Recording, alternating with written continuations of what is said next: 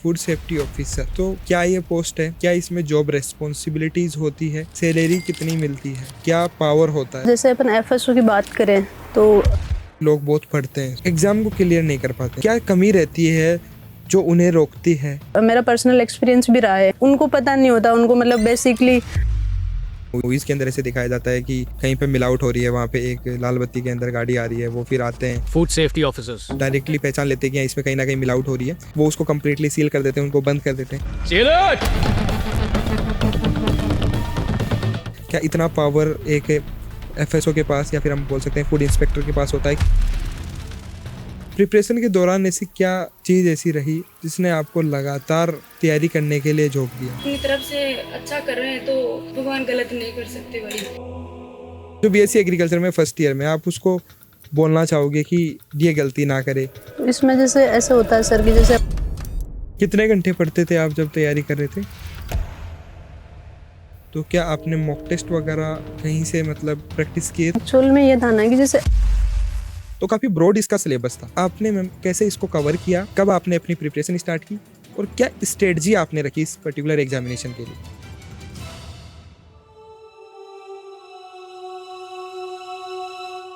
नमस्कार साथियों, स्वागत है आप सभी का एक बार फिर से आपके अपने आईआरआई वाला यूट्यूब चैनल पर। आज गेस्ट इन द रूम में बहुत ही खास मेहमान हैं। आज हमारे साथ दो अधिकारी मौजूद है जिन्होंने आरपीएससी के द्वारा कंडक्ट कराया गया food safety officer examination clear किया है और अभी वो ट्रेनिंग कर रहे हैं। वो जल्द ही as a food safety officer join करेंगे। तो आज के इस कंप्लीट पॉडकास्ट में हम इनसे जानेंगे कि कैसे इन्होंने एफएसओ की तैयारी की, क्या क्या हर्डल्स इस एग्जामिनेशन की प्रिपरेशन के दौरान देखने को मिले। हमारे साथ है सुनीता और डॉक्टर सुनीता मैम।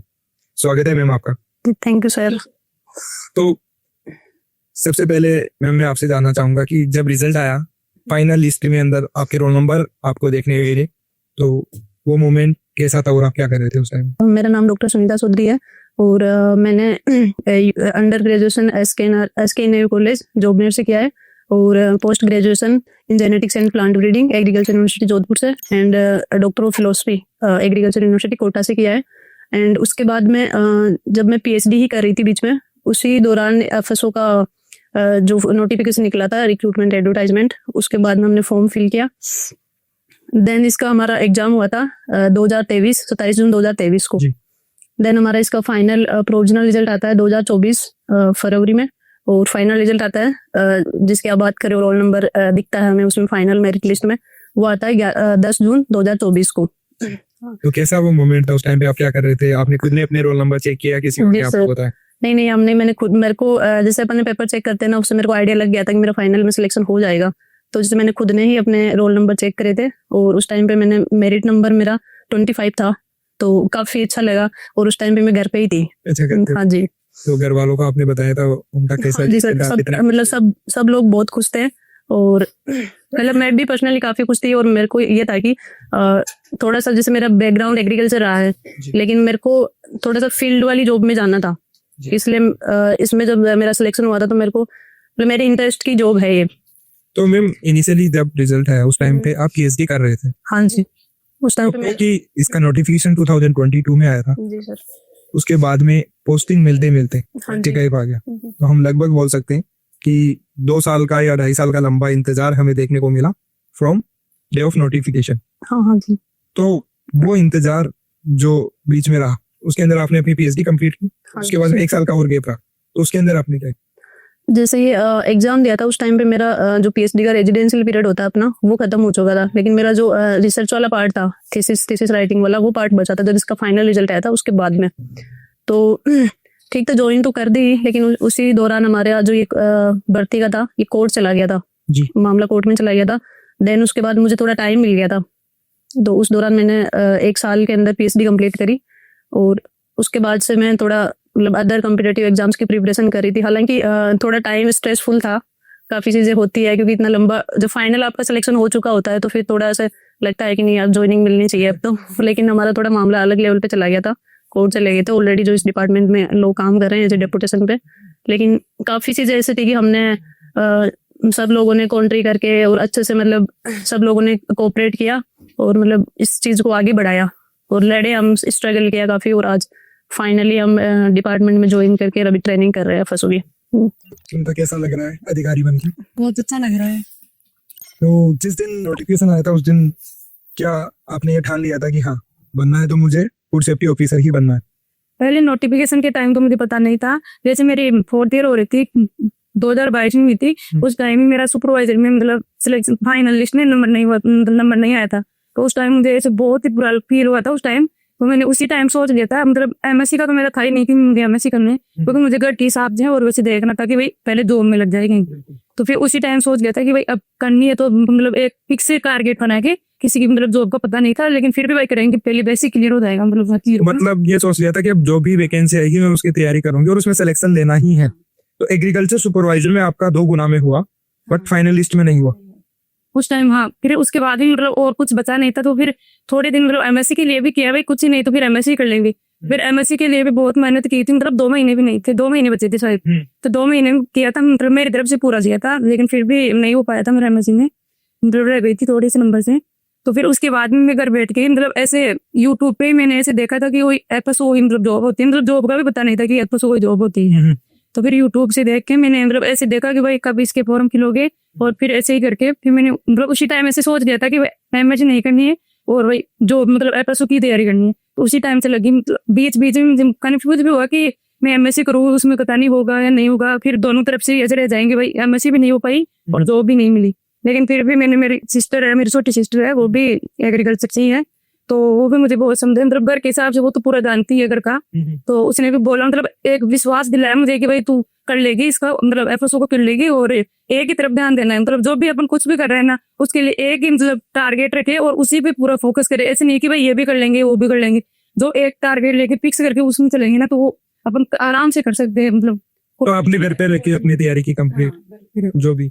तो कब आपने अपनी प्रिपरेशन स्टार्ट कर दी थी? जून 2023 में इसका पेपर था, तो आपने प्रिपरेशन की हाँ अब मुझे सीरियसली करना ही है इसकी तैयारी, तो कितने दिन आपने तैयारी की इसकी? मैंने नवंबर से स्टार्ट कर दी थी इसकी पढ़ाई, और कुछ मैंने खुद से नोट्स भी बनाए, और जैसे नोट्स बना के मतलब यूट्यूब से जैसे हम नोट्स बना लिए पहले, तो नोट्स को मतलब जैसे पर्टिकुलर टॉपिक है उसको पढ़ लिया, और उसके बाद में जैसे जो भी टॉपिक पढ़ा है उसी से रिलेटेड यूट्यूब पे हर मतलब मिल जाता है कंटेंट, तो लेकिन उसी कंटेंट से रिलेटेड हर टॉपिक से रिलेटेड क्वेश्चन किए थे मैंने, कि आज मान लो जीके है, ज्यादातर तो जीके का ही किया था, मतलब जैसे पर्टिकुलर टॉपिक हो गए, ध्रुव हो गए, तो ध्रुव का मतलब पहले पढ़ लिया ध्रुव, फिर उसके बाद ही उसी के यूट्यूब पे 2-3 चैनल से कोई भी मिल गया मतलब अच्छा कंटेंट, वहां से क्वेश्चन किए थे। ऐसे ही हर मतलब टॉपिक का ऐसे फटा पहले, फिर उसका रिवीजन किया और फिर उसी के क्वेश्चन किए उस हिसाब से। तो जब आपने आंसर की से मिलाया होगा पहली बार, तो उस टाइम पे आपको एहसास हो गया था कि मेरा FSO में हो जाएगा, मतलब या कब आपको फाइनली ये लगा कि हाँ हो जाएगा मेरा? मतलब वैसे तो मेरी मेहनत से मुझे पूरा विश्वास था कि हो जाएगा, लेकिन फिर भी कुछ टाइम ऐसा लगता था कि भाई पता नहीं क्या वो किनारे पे रह जाए, जैसे सुपरवाइजर का डर था भाई, उसमें भी किनारे पे रह गए थे, लेकिन फिर भी विश्वास तो था कि हो जाएगा। अच्छा हाँ, तो जब रिजल्ट आया एकदम फाइनल लिस्ट के अंदर, जब रोल नंबर आपने अपने देखे होंगे, तो वो कैसी खुशी थी? वो तो मेरा एक सबसे अलग ही रहा है, क्योंकि मैंने जब भी रोल नंबर देखा ना उस दिन रिजल्ट आया फाइनल, तो मैंने ऐसे सर्च करके तो देखा नहीं, वैसे ही देखा पूरा, मतलब ऐसे एक रोल नंबर देखे, तो मैंने रोल नंबर मिले ही नहीं, पता नहीं दिखा ही नहीं मुझे रोल नंबर। फिर मैं तो रोने लग गई थी उसी टाइम। फिर मेरी दोस्त थी मतलब रूममेट SKN में पढ़ रही थी मैं, तो उनके पास मतलब दूसरा ग्रुप था कोई, तो प्रोविजनल लिस्ट आई उनके पास, उनको पता नहीं मेन लिस्ट है या फिर वो है दूसरा, तो वो उस दूसरी लिस्ट में देख ली नंबर, तो उनको भी नहीं मिले फिर मेरे नंबर। अच्छा। तब पूरी रात ही रोई थी, फिर सुबह से मुझे ऐसे विश्वास नहीं हो रहा था मेरा सिलेक्शन नहीं हुआ फिर ऐसे लग रहा था कि मेरा सिलेक्शन को होना चाहिए, ऐसे तो नहीं हुआ। फिर मैंने दोबारा से ऐसे ही हिम्मत करके दोबारा से देखा, भाई एक बार और देख लेते हैं फिर दोबारा से देखा सुबह, तो फिर मेरे रोल नंबर मिल गए थे मुझे एक बार आपने PDF में एक रोल नंबर को देखा, सर्च नहीं किया? हाँ, तो ये प्रोविजनल की बात है या फाइनल लिस्ट की? जब डॉक्यूमेंट वेरिफिकेशन आप करवा चुके थे उसके बाद? हाँ, उसके बाद अच्छा, तो फिर हाँ, फिर परेशान हो गए थे घर वाले भी मेरे वजह से, भाई कितनी परेशान हो रहे होगी। फिर मेरी सिस्टर भी आने वाली थी सुबह मेरे को संभालने के लिए, जो मेरी फिर रास्ते में आ रही थी, तो उसी टाइम पता चल गया भाई हो गया मैंने सिलेक्शन फिर अलग ही खुशी हुई। तो रात को ही आपने तुरंत घर पे कॉल कर दिया होगा कि मेरा तो नहीं हुआ, मतलब फिर आपने वापस से बताया कि मेरा हो गया, तो फिर अलग ही खुशी हुई थी। मिठाई खिलाई नहीं खिलाई? पड़ोसी टाइम हमने सबको खिला दिया, पड़ोसियों को सबसे पहले खिलाना चाहिए। वो तो है। हम FSO की अगर बातचीत करते हैं, तो ये एग्जामिनेशन आई थिंक ये सेकंड वैकेंसी थी जो FSO में हमें राजस्थान में देखने को मिली है। वैसे अगर हम बात करते हैं तो दो तरीके से एफएसओ का रिक्रूटमेंट होता है, एक सेंट्रल लेवल से, एक स्टेट लेवल से, सभी स्टेट्स के अंदर हाँ जी। इस वैकेंसी के अंदर। तो सिलेबस थोड़ा सा अगर हम इसका देखते हैं एफएसओ का, तो बहुत ज्यादा डाइवर्सिफाइड है, क्योंकि जब हम इसकी एलिजिबिलिटी की बात करते हैं तो जिन्होंने अपनी ग्रेजुएशन कंप्लीट कर रखी है डेयरी टेक में, उसके अलावा फूड टेक में, ऑयल टेक्नोलॉजी के अंदर, बायोटेक्नोलॉजी के अंदर, एग्रीकल्चर साइंस में बीएससी कर रखी है, वेटरनरी साइंस में बीएससी कर रखी है, इवन जिन्होंने एमबीबीएस कर रखा है वो भी इसके अंदर जी एलिजिबल जी है। बिल्कुल। और इसका सिलेबस इस प्रकार से बनाया गया है कि जितने भी जो सब्जेक्ट्स है हमारे जिनसे बैचलर्स हो रखे हैं, उन्हीं की एक एक यूनिट इसके अंदर मेंशन कर रखी है। हाँ जी, बिल्कुल। बाकी हमारा जो सिलेबस है वो जीके का इसमें होता है बेसिकली। हाँ, इवन जीके के अंदर भी करंट अफेयर्स और इकोनॉमिक्स को भी इंक्लूड कर रखा है, जो कि अदर एग्रीकल्चर की जो हमारे एग्जाम्स होती है एओडब्ल्यू उनमें भी नहीं है। तो काफी ब्रॉड इसका सिलेबस था। हाँ ब्रॉड स्पेक्ट्रम। आपने कैसे इसको कवर किया, कब आपने अपनी प्रिपरेशन स्टार्ट की और क्या स्ट्रेटजी आपने रखी इस पर्टिकुलर एग्जामिनेशन के लिए? हाँ जी, वैसे मेरा तो बैकग्राउंड बायोलॉजी से था, तो जैसे इसका रिक्रूटमेंट एडवर्टाइजमेंट निकला था अक्टूबर-नवंबर 2022 में, और ऑलमोस्ट एग्जाम डेट का पता था कि ये जून के समथिंग होने वाला है, तो मैंने स्टार्ट कर दी थी उसी टाइम प्रिपरेशन। और सबसे फर्स्ट थिंग ये होती है कि अपन किसी भी कॉम्पिटिटिव एग्जाम को क्लियर करने का सोचते हैं तो सबसे पहले सिलेबस दिमाग में आता है, तो मैंने सबसे पहले सिलेबस उठाया, फिर उसके यूनिट्स देखे, तो मुझे 5 या 6 यूनिट ऐसे थे कि मुझे लगा कि मेरा उसमें स्ट्रॉन्ग बेस ऑलरेडी तैयार है। जैसे मैंने जैसे प्री मेडिकल टेस्ट की तैयारी की हुई थी, तो इससे बायोलॉजी वाला पोर्शन हो गया, केमिस्ट्री हो गया, स्टैटिस्टिकल एनालिसिस हो गया, जैसे मेरा एग्रीकल्चर का सब्जेक्ट रहा है जेनेटिक्स एंड प्लांट ब्रीडिंग, तो हम इसको काफी डिटेल से पढ़ते हैं, हमारे मतलब अच्छे से ये काम आता है in comparison to other subjects in agriculture. तो ऐसे करके 5-6 यूनिट काफी ऑलरेडी मेरी स्ट्रॉन्ग थी, तो मुझे एकदम थोड़ा कॉन्फिडेंस था कि मैं अभी भी इस चीज के लिए मतलब जा सकती हूँ, तो ये मैं क्लियर कर सकती हूँ। देन मैंने वहीं से तैयारी स्टार्ट करी और मैंने 5-6 महीने में इसका विदाउट कोचिंग सेल्फ स्टडी से ही इसका क्लियर किया सब कुछ। तो आपने नोट्स वगैरह प्रिपेयर किए, जैसे कुछ यूनिट्स आपने बताया कि आपकी ऑलरेडी प्रिपेयर थी, हाँ क्योंकि आपने अपने नीट की प्रिपरेशन के दौरान वो सब कुछ पढ़ रखा था, जी। उसके बावजूद भी आपने उसको रिवाइज तो किया होगा? हाँ नहीं बिल्कुल किया है, जैसे केमिस्ट्री का हुआ तो मैंने एनसीईआरटी को रेफर किया है, बायोलॉजी के लिए एनसीईआरटी को रेफर किया है, बाकी जैसे कुछ एनिमल हस्बेंड्री का पार्ट था तो वो भी मैंने ग्रेजुएशन लेवल पे पढ़ चुके होते हैं, तो मैंने जो उसकी टेक्स्ट बुक होती है अपनी स्टैंडर्ड बुक्स होती है अंडर ग्रेजुएशन लेवल पे, तो उन सबको रेफर किया हल्का हल्का मतलब सरफेसली। हालांकि एक होता है कि बेसिक स्ट्रेटजी होती है कि आप सिलेबस को ऐसे मतलब बिना सिलेबस देके आप पढ़ोगे ना तो उसका थोड़ा सा मतलब लेकुना रह जाता है प्रिपरेशन में। तो मेरा एक स्ट्रॉन्ग पॉइंट ये था कि मैंने एक एक सिलेबस के अंदर एक एक टॉपिक को देखा, एक एक वर्ड को देखा कि क्या दे रखा है, किसको कितना कवर करना है, तो उसी हिसाब से जो भी मेरी अंडर ग्रेजुएशन की चीजें रही थी बीएससी के टाइम पे, जैसे अपना एग्रीकल्चर में हो गया पूरा प्लांट साइंस वाला पोर्शन हो गया, तो मैंने सबकी स्टैंडर्ड बुक्स रेफर करी थी पर्टिकुलर इंट्रोडक्टरी। हाँ जी। आपने कैसे कवर किया? नहीं तो मेरा भी जैसे मैंने बताया वैसा ही था, मतलब सिलेबस को एक मतलब ऐसे हाईलाइट कर करके मतलब 2-2 टॉपिक हो गया, उसको ऐसे एक एक टॉपिक को हाईलाइट किया था और उस हिसाब से ढूंढ मतलब जो भी कहीं से भी मैटर मिला उस हिसाब से कवर किया था। ज्यादातर ऐसे होते हैं कि बच्चे जो मतलब ऐसे जो भी मिल गया भाई, हाँ कोई पर्टिकुलर कोई भी किसी भी बुक मिल गई या कुछ भी मिल गया उसमें एक जगह शॉर्ट में मिल गया तो उसको डायरेक्ट ऐसे पढ़ लेते हैं, ऐसे पता ही नहीं रहता सिलेबस में क्या दे रखा है, मतलब कुछ एक्स्ट्रा भी पढ़ लेते हैं या फिर जो नहीं है जो छूट भी मतलब छूट भी जाता है उसने भाई क्या कवर नहीं हुआ। लेकिन सिलेबस देखना बहुत ही इंपॉर्टेंट है, सिलेबस से ज्यादा मतलब सब सिलेबस के अकॉर्डिंग ही पढ़ना चाहिए, मेरा तो यही है। मतलब ऐसे भी कर सकते हैं जैसे टिक मार ले भाई आज ये सिलेबस में है वो कर लिया अपन ने, और इसके बाद मतलब जो भी पढ़ा है ना हर बार, जैसे आज मैंने ये कुछ भी टॉपिक पढ़ लिया और जो बार बार मतलब अपन को ऐसे लग रहा है कोई ये टॉपिक पढ़ा है ये अपन को याद नहीं हो रहा है या फिर बार बार इस चीज को भूल रहे हैं अपन, तो उस चीज को अपन एक अलग से शॉर्ट नोट्स भी बना सकते हैं, तो नोट्स से भी उठा के फिर अलग से और लिख सकते हैं उसको भी, ये अपन को बार बार भूल रहे हैं तो इसको मतलब अलग से लिख ले, फिर लास्ट टाइम जब भी अपन मतलब एग्जाम टाइम पास आता है मतलब उस टाइम एक जगह होगा ना वो जो भूल रहे हैं उसको एक बार मतलब रिविजन कर सकते हैं आराम से और अच्छा कर सकते हैं एग्जाम में भी उससे, तो बेटर तरीके से वो कवर किया जा सकता कवर हो जाता है वो। बट जैसे इसके अंदर कुछ यूनिट थी हमारी फूड टेक की बेसिकली और भी बहुत कुछ, तो कंटेंट को लेके बहुत ये इशू भी रहा, मतलब कि और भी कोई इंस्टीट्यूट्स ने कुछ ने मतलब इसके कोर्सेज भी चलाए बट इफेक्टिवली उतना क्वालिटी कंटेंट वो नहीं प्रोवाइड कर पाए क्योंकि बहुत ही सेग्रीगेटेड है इसका कंटेंट, क्योंकि राजस्थान पॉइंट ऑफ व्यू से हम बात करें तो सेकंड ही वैकेंसी थी और इतना कंटेंट था भी नहीं, तो फूड टेक वाला पोर्शन और माइक्रोबायोलॉजी वगैरह वो आपने कैसे कवर किया? तो जैसे इसमें ये था कि जैसे एग्रीकल्चर बैकग्राउंड रहा है मेरा, तो ये इसमें एक दो चीजें थी, एग्रीकल्चर से रिलेटेड काफी चीजें थी, जिसमें हॉर्टिकल्चर से जो फूड वाला पोर्शन की बात कर रहे हो अपने हॉर्टिकल्चर में आता है, और एक पोस्ट हार्वेस्ट टेक्नोलॉजी के नाम से यूनिट थी इसमें, तो वो भी बेसिक बेसिक उनकी वही है, मैंने सबकी स्टैंडर्ड्स बुक्स रेफर करी थी, क्योंकि जैसे मैंने मतलब थोड़ा सा सर्च किया था कि कोई कोचिंग हो प्रॉपर ऐसी, थोड़ा सा, क्योंकि टाइम काफी कम था, 4-5 महीने ही था। और जैसे मतलब मेरे लिए बता रही हूँ मैं, काफी लोग पहले से ऑलरेडी अवेयर थे कि ऐसी कोई वैकेंसी आने वाली है, तो 1-1.5 साल से जो लोग तैयारी कर रहे थे उनका तो हो गया था, बट मुझे लगा कि शायद 4-5 महीने कम हो सकते हैं। तो मैंने सर्च किया कोचिंग वगैरह का, लेकिन मुझे कहीं पे कोई कंटेंट दिखा नहीं कि जहाँ पे सब्जेक्ट के अकॉर्डिंग सिलेबस के अकॉर्डिंग फिट हो रहा हो कहीं पे। तो फिर अपने पास एक ही ऑप्शन बचता है कि अपन स्टैंडर्ड बुक्स के लिए जाते हैं। बिल्कुल। तो फिर मैंने वहीं से किया, जैसे पर्टिकुलर या पोस्ट हार्वेस्ट टेक्नोलॉजी का यूनिट उठाया, तो उसकी इनकी सबकी अलग अलग बुक्स है हॉर्टिकल्चर वगैरह में, तो वहां से मतलब जो क्वालिटी कंटेंट था ना वहां से उठाया था उसको, बिल्कुल। तो वहीं से उसको प्रिपेयर किया था अच्छे से। हम बातचीत करते हैं, कोई भी अगर एग्जाम की हम प्रिपरेशन कर रहे हैं तो मॉक टेस्ट का बड़ा इंपॉर्टेंट रोल होता है कि हम एग्जाम से पहले एक बार कुछ टेस्ट हम क्वेश्चन सोल्व कर लेते हैं, तो वो हमारे लिए बेनिफिशियल भी होते हैं और एक्चुअल हमें पता लगता है कि हमारी क्या कमजोरी है जी सर। और क्या चीज को हमें और स्ट्रॉन्ग करना है। तो क्या आपने मॉक टेस्ट वगैरह कहीं से मतलब प्रैक्टिस की? इसमें एक्चुअल में ये था ना कि जैसे एफएसओ की जो भी रिक्रूटमेंट आ रही थी, इसका राजस्थान में अपने स्टेट में काफी कम अवेयरनेस था। जैसे इससे पहले एक बार 2019 में वैकेंसी हुई थी, उस टाइम तो पता भी नहीं था। अपने एग्रीकल्चर में तो मुझे लगता नहीं कि 1-2% लोगों को शायद आइडिया होगा।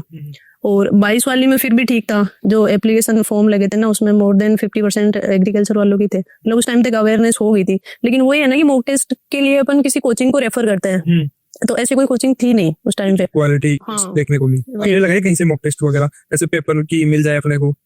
मतलब मॉक टेस्ट तो दिए थे, मतलब वीकली भी दिए हैं और मतलब मंथली भी दिए हैं, फिर एक साथ ब्रॉड मतलब पूरा सिलेबस का भी दिया है। तो उससे ऐसे मतलब ये होता है कि एक कॉन्फिडेंस भी आता है, जैसे अपन दे रहे हैं साथ में, तो भाई रैंक का भी रहता है कि भाई आ रही है अच्छा आ रही है, यार नहीं आ रही है तो फिर और जगह मतलब कहाँ कमी रह रही है उसको सुधारेंगे। तो उस हिसाब से मतलब ऐसे रहा है, मतलब कॉन्फिडेंस आता है। मॉक टेस्ट में अच्छी रैंक आती? मतलब टॉप 10 में आती थी मेरी ज्यादातर। तो ऐसे लगता था कि यार मैं ठीक चल रही हूँ, अभी तो बढ़िया चल रहा है प्रिपरेशन। बट एक ये भी होता है ना सर, जैसे किसी को आइडिया नहीं होता है बीच कहाँ से स्टार्ट करनी है, तो फिर भी अपन जो स्टैंडर्ड्स कुछ कोचिंग्स है अपने स्टेट में, तो उनका रेफरेंस ले लेना चाहिए यदि किसी को बेसिक गाइडेंस चाहिए। तो ऐसा नहीं है कि अपन किसी पर्टिकुलर कोचिंग के लिए सजेस्ट नहीं कर सकते, हालांकि क्योंकि क्वालिटी वाला कंटेंट कहीं देखने को मिला नहीं बेसिकली।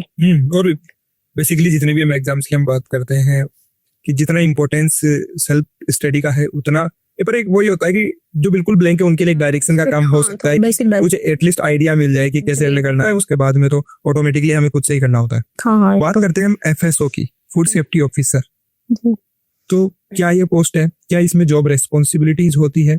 कोई BSc agriculture first year, second year, third year, fourth year का स्टूडेंट ये पॉडकास्ट देख रहा है, तो ये जानना चाहता है कि एक्चुअल में एफएसओ करता क्या है, उनका जॉब रोल क्या होता है, इसमें सैलरी कितनी मिलती है, क्या पावर होता है। बेसिकली सबसे ज्यादा तो क्योंकि इसका नाम पहले फूड इंस्पेक्टर के नाम से जानी जाती थी, तो इंस्पेक्टर मतलब कहीं ना कहीं हम रिलेट करते हैं कि हाँ इंस्पेक्टर का नाम आ गया, मतलब कहीं ना कहीं तो पावर की बात हो रही है। तो इसके अंदर हमारी क्या रहता है? तो जैसे अपन एफएसओ की बात करें तो जैसे पहले एक एक्ट हुआ करता था PFA, prevention of food adulteration 1954 का, उस दौरान इस पोस्ट का नाम था फूड इंस्पेक्टर। तो इंस्पेक्टर के नाम से लोगों के माइंड में क्लिक होता है कि इंस्पेक्टर वही डंडा राज। तो लेकिन अब जब से ये एफएसएस एक्ट आया है, एफएसएस एक्ट आया था 2006 में, उसके बाद से इसका नाम बदल के फूड इंस्पेक्टर टू एफएसओ कर दिया, फूड सेफ्टी ऑफिसर, जिससे कि जैसे एक ऑफिसर को जो पावर्स मिलती है ना, उनका भी इनका स्पेक्ट्रम ब्रॉड हो गया। और वो चीजें जो इंस्पेक्टर आज टू सेल्फ कंप्लायंस की तरफ या फिर सेल्फ रेगुलेटरी मैकेनिज्म कह सकते हैं अपन, उसकी तरफ मूव हुई है। एफएसएसए का मैंडेट है कि वो लोग सभी स्टेट में इस पे जोर दे रहे हैं, तो इसलिए उन्होंने मतलब अच्छे से भी पहले ना अपने यहाँ पे डिपार्टमेंट में राजस्थान में पहले कोई परमानेंट, ये शायद आफ्टर इंडिपेंडेंस फर्स्ट वैकेंसी थी 19 वाली। आफ्टर इंडिपेंडेंस हमारे स्टेट की ये हालात है कि हमारे स्टेट के अंदर फूड सेफ्टी ऑफिसर्स नहीं थे, लेकिन 2019 के अंदर फर्स्ट वैकेंसी है। हाँ, फर्स्ट वैकेंसी। लेकिन इससे पहले भी ऑफिसर्स जो हुआ करते थे, हाँ, तो वो डेपुटेशन पे उनको दिया। जैसे ये क्या होता है कि जो एफएसडीसी डिपार्टमेंट आता है, ये कमिश्नर आता है, ये medical and health service department के अंदर ही आता है। तो जो मेडिकल इसके डिपार्टमेंट के जो ऑलरेडी एग्जिस्टिंग एम्प्लॉइज थे, लाइक रेडियोग्राफर हो गए, लैब असिस्टेंट हो गए, इन्हीं लोगों का एक इंडक्शन ट्रेनिंग देके और एज ए डेपुटेशन उस पे एज ए एफएसओ डेपुटेशन पे लगाया जा रहा था। तो लेकिन इसकी फर्स्ट रेगुलर जो रिक्रूटमेंट निकली थी 19 वाली निकली थी सबसे पहले, देन सेकंड ये 22 वाली थी। बेसिकली सुनीता भाई आपकी ट्रेनिंग भी हो रही है और फॉर श्योर जब आपका सिलेक्शन हुआ होगा तो आपने एक बार तो जरूर सर्च किया होगा कि एक्चुअली में एफएसओ का रोल क्या होता है, काम क्या होता है। तो बेसिकली जो व्यूअर्स है हमारे वो भी बहुत ही एक्साइटेड होंगे ये जानने के लिए कि एक्चुअल में एफएसओ जो है वो क्या काम करते हैं, किस प्रकार से करते हैं। एफएसओ का तो मेन रोल ये है कि मतलब जनता को एक शुद्ध और मतलब उनके स्वास्थ्य मतलब हार्मफुल नहीं हो, मतलब जो भी कोई भी खा रहे हैं चीज मिठाई वगैरह कुछ भी हो तो उस मतलब जनता का स्वास्थ्य ठीक रहे और अपना मतलब देश एकदम स्वस्थ रहे, उसके लिए मतलब वो उनका मेन रोल ये होता है। जो भी इंडस्ट्री है कुछ भी है तो उसमें मतलब वो एक मिलावट को जांच करने के लिए सैंपलिंग करते हैं, मतलब सैंपल लेते हैं वहां से और उनको मतलब एक लेबोरेटरीज होती है जो ऑथोराइज होती है उनसे उनमें मतलब चेक होता है वो जो भी सैंपल लेते हैं वो, और उससे मतलब डिसाइड होता है मतलब वो सैंपल फेल हो रहा है या फिर नहीं हो रहा है सब बेस उसको उस हिसाब से देख के फिर मतलब उसमें सुधार किया जाता है। उन FBO को बोला जाता है मतलब क्या कमी है आपकी मतलब फूड जो भी इंडस्ट्री है उसमें, और उसमें सुधार किया जाता है जिससे जनता को सबको मतलब एक वो मिल सके, अच्छा मतलब वो मिल सके, फूड मिल सके और स्वास्थ्य भी अच्छा रहे उनका। बिल्कुल, जैसे बहुत से वीडियो आते हैं, मतलब मूवीज के अंदर ऐसे दिखाया जाता है कि कहीं पे मिलावट हो रही है, वहां पे एक लाल बत्ती के अंदर गाड़ी आ रही है, वो फिर आते हैं और उसके बाद में कंप्लीट जो भी है वो सैंपलिंग करते हैं और वो डायरेक्टली पहचान लेते हैं कि इसमें कहीं ना कहीं मिलावट हो रही है, तो फिर उसके बाद में वो उसको कंप्लीटली सील कर देते हैं, उनको बंद कर देते हैं। क्या इतना पावर एक FSO के पास या फिर हम बोल सकते हैं फूड इंस्पेक्टर के पास होता है कि वो कहीं पे भी अपनी लोकलाइज जो अथॉरिटी है, जुडिशरी है, उसके अंदर जाए और कोई भी जो हमारे जो प्रोडक्ट जो है बना रही है, कोई भी हम बोल सकते हैं बिजनेस, तो उसको सील कर सके, उसको बंद कर सके? हाँ जी सर, जैसे हमारे एक हमारी हियरार्की होती है, जैसे हम अभी FSO है उसके बाद में हम DO बनेंगे, तो जैसे DO डिस्ट्रिक्ट लेवल पे होता है, तो FSO तो अभी जैसे अभी देखने को मिलेगा कि हमें कहाँ पे तहसील लेवल पे देते हैं, ब्लॉक लेवल पे देते हैं, मतलब एरिया फिक्स कर देंगे। उसके बाद से हमारा पावर ये होता है डायरेक्ट कि जैसे हम किसी भी FBO के वहाँ पे इंस्पेक्शन कर सकते हैं हम, जैसे मतलब ये PSI के मैंडेट्स में है कि कई बार एनुअली मतलब एक FBO को आपको असेंशियल है, कंपलसरी है कि साल में आप एक बार तो इंस्पेक्शन करना ही करना है, लेकिन अभी नंबर ऑफ FSOs बहुत कम है और FBOs काफी ज्यादा है। तो जैसे अपन वहाँ पे इंस्पेक्शन के लिए जा रहे हैं और अपन को वहाँ पे इंस्पेक्शन कर लिया, फिर कुछ भी सस्पिशियस लगता है वहाँ पे, तो वहाँ पे अपन सैंपल ले सकते हैं, देन सैंपल को अपन लेबोरेटरी भेजेंगे, तो वहाँ पे उसके अलग अलग क्राइटेरियाज होते हैं, वो अनसेफ भी हो सकता है, सब स्टैंडर्ड में आ सकता है, या फिर कम्प्लीटली इसके नेक्स्ट लेवल भी आ सकता है, वो जो मतलब अपनी ह्यूमन कंजप्शन के लिए नहीं बना वो चीज। स्टैंडर्ड्स को अगर वो फॉलो नहीं कर रहे तो हम उसको सील कर सकते हैं। फिर वो चीजें जैसे अनसेफ आ गया, सब स्टैंडर्ड आ गया, तो कई बार ऐसा होता है कि मतलब इसमें बहुत सारी चीजें देखनी होती है FSO से पूरा कानून मतलब अकॉर्डिंग टू रूल्स हमें चलना होगा। इनको अगर कि कोई मान लीजिए मिलावट कर रहा है, उसके अंदर हमें कोई पकड़ में आ गया कि जैसे आज हम अगर बात करते हैं पनीर की, बहुत सारी रिपोर्ट्स भी हमें ये बताती है कि हमारी कंट्री के अंदर जो मोर देन 70% से भी ज्यादा जो हमारा पनीर के जो भी प्रोडक्ट्स है, बाई प्रोडक्ट्स है, उसमें मिलावट रहती है। तो अगर हम जांच करते हैं और मिलावट पाई जाती है तो क्या एक्शन लिया जाता है उनके अगेंस्ट? जैसे अपन इसमें सैंपल भी FSOs के पास दो टाइप की सैंपलिंग होती है। जैसे हम FBOs के जाएंगे सैंपल लेने के लिए, तो वहाँ पे सबसे पहले हमें सर्विलांस सैंपल लेना होता है जो लैब में हम भेजेंगे। फिर जैसे वो अनसेफ वगैरह आ जाता है तो उसका आगे मतलब पेनल्टी डिसाइड होती है पर्टिकुलर उनके टर्नओवर के बेसिस पे, या फिर जो भी डिस्ट्रिक्ट कोर्ट में जाता है या फिर जहाँ पे भी जाता है तो उनको पेनल्टी लगती है। तो ओनली मॉनेटरी टर्म में ओनली पेनल्टी लगेगी या फिर उनके मतलब सजा भी हो सकती है? सजा भी हो सकती है। और उसके आगे जाए जैसे मंथ में हमें टारगेट मिलते हैं, FSOs को टारगेट मिलेंगे, फिर सर्विलांस सैंपल तो नॉर्मल होती है, फिर उसके बाद में एनफोर्समेंट सैंपल होंगी, जैसे लीगल सैंपलिंग के लिए हम जाएंगे तो उसका भी वही सेम प्रोसीजर होता है। और ये सब सैंपल वगैरह लेते हैं तो ये DO को रिपोर्ट करना होता है सब चीजें। लेकिन एक FSO के पास पावर है इंडिविजुअल कि जैसे आपको जहाँ पे सब कुछ गलत मिल रहा है, एडल्ट्रेशन सामने दिख रहा है, ओपनली दिख रहा है, हाँ यहाँ पे सब बहुत ही गलत है और ये बिल्कुल भी मतलब खाने लायक चीज नहीं है, ना कि वो सब स्टैंडर्ड में भी नहीं आ रही है, तो वहाँ पे अपन डायरेक्ट उसको सीज कर सकते हैं, उसको FBOs, हाँ जो भी मैन्युफैक्चरिंग यूनिट होगी उसको सीज कर सकते हैं। बिल्कुल। तो वही हम बात कर रहे थे कि आज के टाइम पे जितने भी फेस्टिवल्स वगैरह होते हैं उस पे चाहे हम आज सिटी की बात करें या गाँव की बात करें, तो उस टाइम पे इतनी मिलावट होती है, मतलब कि सब ये बोलते हैं कि मिठाई अगर फेस्टिवल के टाइम पे ना ही खरीदो तो ज्यादा बेटर है। तो उम्मीद करते हैं आने वाले टाइम पे जिस भी लोकेलिटी के अंदर जहां पर भी आपको पोस्टिंग मिले आप प्रॉपर्ली उसको कहीं ना कहीं अपना पूरा योगदान दोगे कि उसको हम रोक सकें। हाँ जी, बिल्कुल कोशिश करेंगे, और हमारा मतलब फर्स्ट कोशिश तो यही रहेगा कि हम मतलब जो लोगों की हेल्थ के साथ जो भी खिलवाड़ हो रहा है उसको मतलब कम करने की कोशिश करी जाए। एग्जैक्टली। और एक जॉब के साथ ही पहले हमें बेसिकली ये होता है कि गवर्नमेंट जॉब मिलना आज के टाइम पे बहुत ही क्रूशियल हो रहा है। FSO जैसी वैकेंसी में अगर आपका चयन हुआ है तो ये बहुत ही बड़ी बात है इसके अंदर। बट बेसिकली एक वैकेंसी एक जॉब के साथ ही हमें एक रिस्पॉन्सिबिलिटी भी मिलती है एट द सेम टाइम पे। Power with responsibility. पावर भी रिस्पॉन्सिबिलिटी। तो सुनीता तैयार हो रिस्पॉन्सिबिलिटी के लिए एकदम? तो ट्रेनिंग में पूरा तैयार किया जा रहा है आपको? हाँ। बिल्कुल। और आई थिंक एफएसओ में यंगेस्ट आपकी क्या एज है अभी? 25 की एज में आप एफएसओ बन गए और कंटिन्यू अगर इसी में आप रहोगे तो आई थिंक जैसे कि इसके अंदर प्रमोशन होते होंगे विद एज, हाँ हाँ। तो फाइनली एफएसओ के बाद में किसमें प्रमोशन होगा? DO DO designated state level पे। हाँ जी, डीओ की फुल फॉर्म? Designated officer.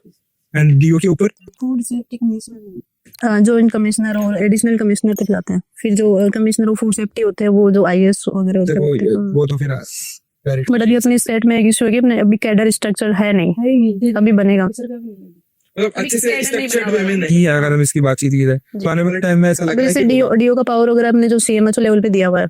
अच्छा, हाँ जी, मतलब जो सीएमएचओ है हाँ हाँ, वही उनके पास वही DO की देख रहा है powers मतलब। वगैरह, हाँ जो एक्चुअल में जो डॉक्टर होते हैं उन्हीं के पास से ही है। हाँ जी, बट अभी धीरे धीरे क्या आपको लग रहा है कि अभी पूरा स्ट्रक्चर्ड वे में डिपार्टमेंट का जो हाँ हाँ वो करेंगे right. करेंगे अभी जैसे हम नोटिफाई होते हैं उसके बाद में कैडर तो बनाना होगा ना, तभी आगे। अब क्योंकि अभी तो रेगुलर ऑफिसर्स आ गए, इतने दिन तो डेपुटेशन पे लगे, तो डेपुटेशन पे तो एज एफएसओ ही वर्क कर सकते हैं, प्रमोट तो नहीं हो सकते ना। और डीओ की पावर्स सीएमएचओ को दे रखी है, लेकिन अभी तो इनको जब रेगुलर ऑफिसर आ गए हैं तो कैडर स्ट्रक्चर करवाना ही होगा। बिल्कुल। कभी सोचा था सुनीता की जब सुपरवाइजर के अंदर 2 गुना से आप बाहर हो गए तो कि एक दिन एफएसओ में चयन होगा और केवल सिलेक्शन ही नहीं, हजारों लाखों विद्यार्थी आपको देखेंगे जो बीएससी एग्रीकल्चर कर रहे हैं, जो अदर स्ट्रीम्स के अंदर ग्रेजुएशन कर रहे हैं और आपसे वो प्रेरित होंगे। तो प्रिपरेशन के दौरान ऐसी क्या चीज ऐसी रही जिसने आपको लगातार तैयारी करने के लिए झोंक दिया? प्रिपरेशन बहुत लोग स्टार्ट करते हैं, कोई भी गवर्नमेंट एग्जाम हो उसकी हम प्रिपरेशन स्टार्ट कर देते हैं एक बार मोटिवेट होकर, बट डिसिप्लिन और कंसिस्टेंसी जो कि सबसे इंपॉर्टेंट चीज है वो आपने कैसे मेंटेन किया और क्या चीज आपको मोटिवेट करती रही कि नहीं मुझे करना ही है? इसके लिए मेरे सबसे इम्पोर्टेंट तो ये है कि ये मतलब मेरा भगवान के ऊपर मतलब एक फेथ बना रहा हमेशा, और वो हमेशा रहता है।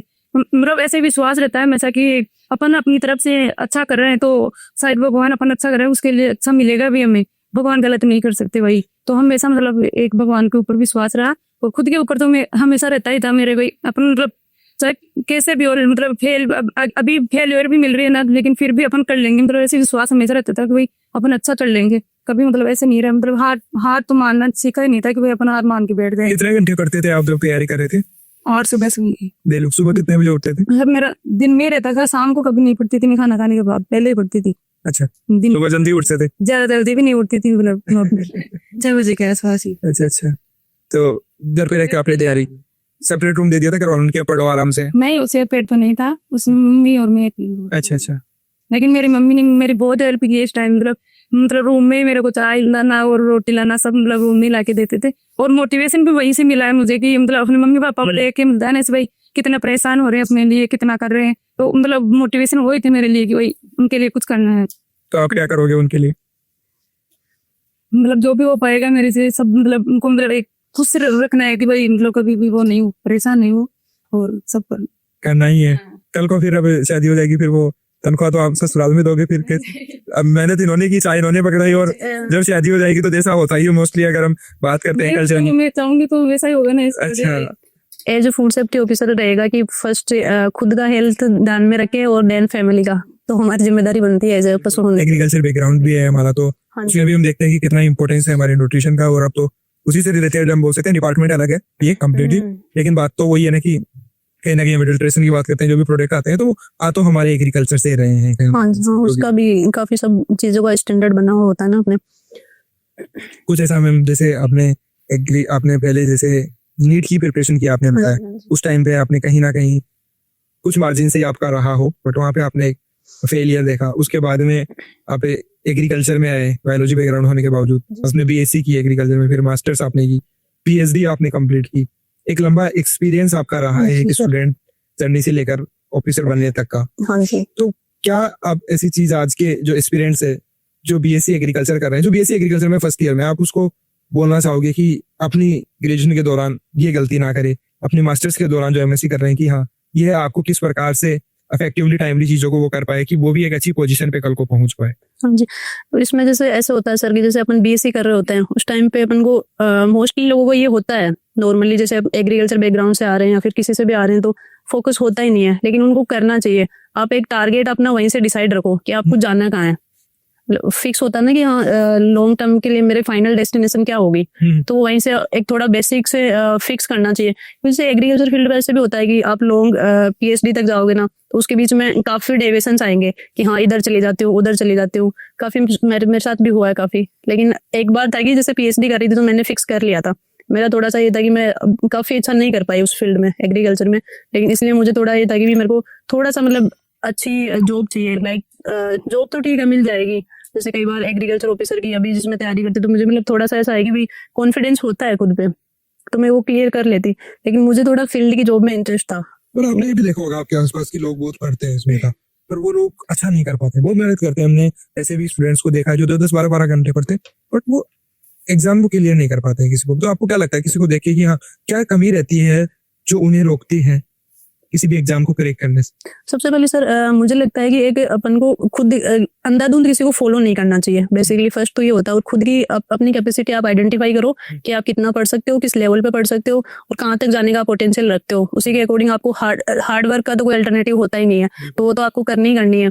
फिर इसमें सेकंड पॉइंट ये आता है कि आपको स्ट्रेटजी बनानी पड़ेगी। ऐसा नहीं कि आप उठ के कुछ भी पढ़ लिए, पता ही नहीं है सिलेबस क्या है, तो सारा कुछ स्ट्रेटाइज करके ही पढ़ना पड़ता है। प्लानिंग ज्यादा जरूरी है, स्मार्ट स्टडी ज्यादा जरूरी है आजकल।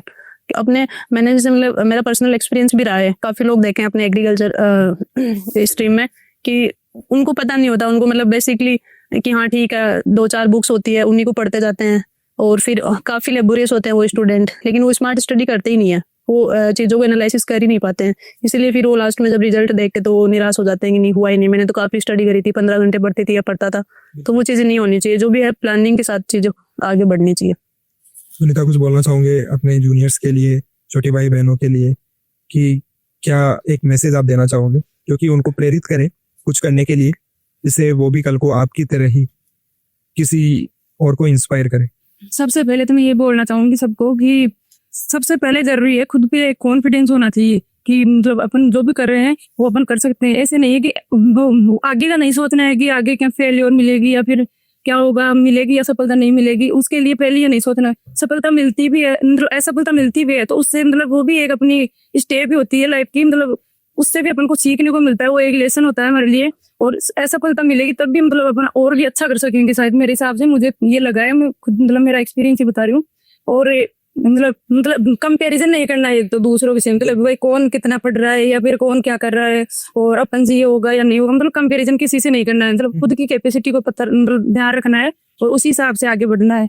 और एक मैं ये भी बोलना चाहूंगी, शायद सब नहीं करते होंगे लेकिन एक मतलब अपना विश्वास होता है ना, कोई भी मान लो एक अपने देख मतलब जो भी भगवान है उससे बहुत ही एक पॉजिटिव एनर्जी मिलती है, अपना ध्यान नहीं भटकता है इधर उधर जो भी हो रहा है उसमें, और उससे मतलब अपन को मोटिवेशन भी मिलता है और एनर्जी मिलती है। जहाँ भी अपन को वीकनेस ऐसे आते हैं ना, अप डाउन आते हैं बीच में, थॉट्स आते हैं नेगेटिव थॉट्स, तो उससे मतलब अपना ध्यान उधर जाता है, तो फिर ऐसा कुछ नहीं होता, मतलब ध्यान डाइवर्ट नहीं होता। ये मेरे लिए बहुत ही मतलब वो रहा है, अच्छा रहा है मतलब भगवान के प्रति।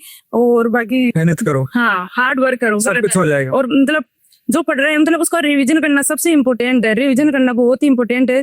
ज्यादातर मेरे साथ जीके के साथ मतलब जीके के लिए होता है, मतलब बार बार भूलते हैं, उसको पढ़ लिया फिर भूल गए दूसरे दिन।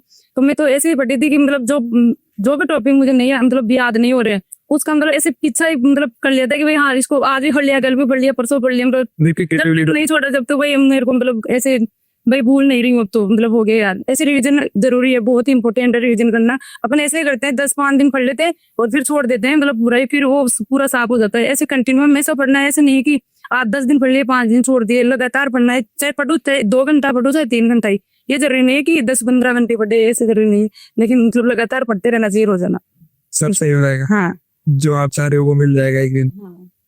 हम आप क्या मैसेज देना चाहोगे अपने जूनियर्स को? हाँ जी बिल्कुल, जैसे एग्रीकल्चर वाले की थॉट होती है कि हम सिर्फ इसी फील्ड में जाएंगे, लेकिन उनको ना थोड़ा सा मतलब ब्रॉड माइंडेड होना चाहिए। मतलब काफी जैसे अदर फील्ड वाले तो कम आंकते हैं एग्रीकल्चर वालों को, थोड़ा सा देखते हैं उस पॉइंट ऑफ से, लेकिन कम होना नहीं चाहिए। जैसे अभी हमारे बैचेस में मोर देन 50% एग्रीकल्चर के स्टूडेंट ही है, तो एक वो भी प्राउड वाली चीज है। मतलब मुझे तो काफी प्राउड फील होता है कि हाँ ठीक है एग्रीकल्चर के स्टूडेंट्स किसी से कम नहीं होते, यदि वो चाहे तो सही डायरेक्शन में अपनी मेहनत को यूज करे और वो सब चीजें कर सके तो। बिल्कुल एग्जैक्टली। और हम लगातार यही बोलते रहते हैं हमेशा, जो भी हमें देखते हैं सुनते हैं, कि अपने आप पे विश्वास रखो और ये हमारी और आपकी अब जिम्मेदारी बनती है कि हम एग्रीकल्चर को आगे लेके जाए, एग्रीकल्चर का नाम रोशन करें और हर जगह हम एग्रीकल्चर को रिप्रेजेंट करें, because our culture is agriculture.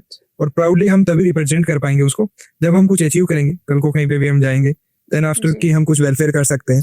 हम जिन बैकग्राउंड से हम आते हैं, मोस्टली एग्रीकल्चर के अंदर जो भी स्टूडेंट होते हैं वो फार्मिंग बैकग्राउंड से होते हैं, तो उनका वेलफेयर हम तभी कर पाएंगे जब हम एक अच्छी पोजीशन पे हम पहुंचेंगे। बिल्कुल सही बात है। एंड इसी मोटो के साथ एक IRA वाला जो हम आज चला रहे हैं, जिसको हमने बनाया है, तो बन रहा है, उसको भी इसी विजन के साथ हमने शुरुआत की थी कि हमें इंस्पायर करना है हर एक एग्रीकल्चर स्टूडेंट के, वो चिंगारी लगानी है जिससे कि वो चिंगारी आग बने और आग के रूप में वो कहीं ना कहीं हमारे जो फार्मर्स हैं उनको वो मदद करे। मे भी आपकी जो अभी जिस फील्ड में एग्रीकल्चर से आप फूड सेफ्टी में पहुंच गए, बट वो भी कहीं ना कहीं हमारे फार्मर से रिलेटेड है कि उनको जो है हेल्दी फूड उनको मिले, ताकि आप उसकी अब देख रेख रखें। एंड इसी के साथ हम इस पॉडकास्ट को हम एंड करते हैं। उम्मीद करता हूँ कि इसमें जितनी भी इंफॉर्मेशन हमने कोशिश की कि ज़्यादातर जो सवाल हैं वो हम इनसे कर सके। हमने इनके जॉब रोल के बारे में भी जानने की कोशिश की और बेसिकली एक पॉडकास्ट के अंदर कंप्लीटली प्रिपरेशन जर्नी की जो मोटी मोटी चीज़ें हैं वो हम डिस्कस कर सकते हैं, ना यूनिट वाइज हम कर सकते हैं। अभी वैकेंसी वापस FSO की वैकेंसी आने वाली है क्या? हाँ जी सर, अभी डिपार्टमेंट में जैसे कुछ 100 पोस्ट है जो 23 के बजट में डिक्लेयर हुई थी और अभी वो शायद सैंक्शन भी हो चुकी है। आने वाले 1-2 साल में रिक्रूटमेंट उसका निकल सकता है। तो जो भी अधिकारी बनना चाहते हैं, सुरक्षा अधिकारी, वो अभी से तैयारी शुरू कर दो। ज़्यादा अपना समय इस चीज़ में ना लगाओ कि कब नोटिफिकेशन आएगा, कब शुरुआत करोगे, क्योंकि नोटिफिकेशन आने के बाद में केवल 6 महीने बचे थे। तो जो अर्ली बर्ड होते हैं, जो जल्दी शुरुआत करते हैं, उनको हमेशा फ़ायदा भी ज़्यादा मिलता है। तो आप भी उसी के अंदर शामिल हो जाओ और अपना एक टारगेट बना लो कि अब अगर मुझे बनना है तो FSO ही बनना है, और आप बन जाओगे, जैसा कि सुनीता और डॉक्टर सुनीता मैम ने बताया। सो इसी के साथ आपका बहुत बहुत धन्यवाद कि आपने अपना समय निकाला और सभी बच्चों को इंस्पायर किया उसके लिए। तो देखते रहिए IRA वाला। जय हिंद।